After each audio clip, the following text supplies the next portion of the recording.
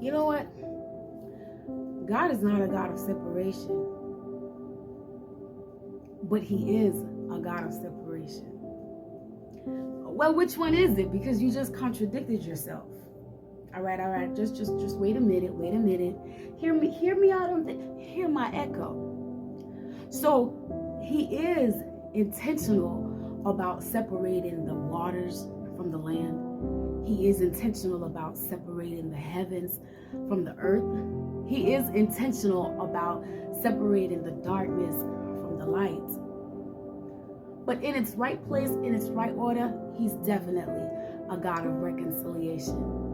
And while I'm here, I would like to encourage you that while you are on this journey of life and you are there serving the Lord, seeking the Lord, be careful not to reject those who God have already accepted. You see, I was reading Acts chapter 10, and the story of Peter and Cornelius reminded me to be careful and to be mindful.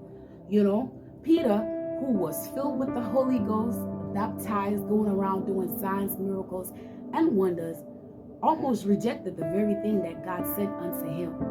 And the Lord himself rebuked Peter. Cornelius was a man of God, but Cornelius wasn't a Jew.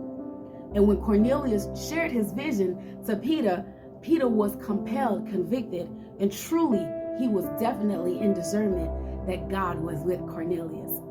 In Acts chapter 10, in verse 34 to 35, Peter said, he opened his mouth and said, of a truth, I perceive that God is no respecter of persons, but in every nation, he that feareth him and worketh righteousness is accepted with him.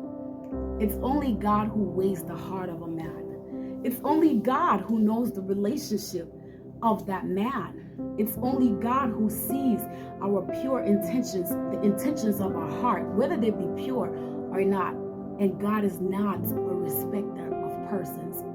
So though they may not look like you, though they may not talk like you, though they may not sound like you, though they may not dress like you, God is not a respecter of persons.